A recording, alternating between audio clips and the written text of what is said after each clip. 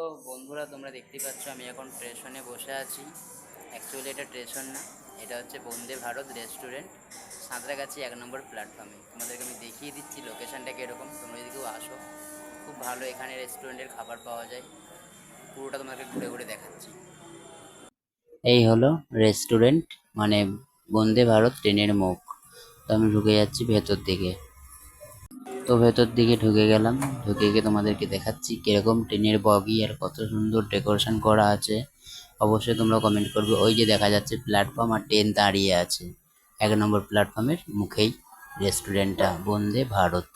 তো এখানে একটা কাস্টমার ছিল, আর ওইদিকে প্রবীর শেফ বসে আছে আর একটা স্যার বসে আছে।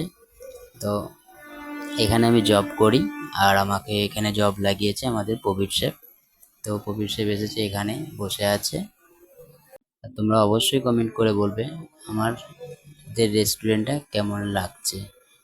আর এখানে কিন্তু সমস্ত আইটেম পাওয়া যায়, বিরিয়ানি থেকে, চাইনিজ থেকে, ইন্ডিয়ান থেকে, তন্দুর থেকে, এখানে সব কিছু পাওয়া যায়। এই যে আমাদের প্রবীর শেফের জন্য চলে এসেছে চিকেন বিরিয়ানি।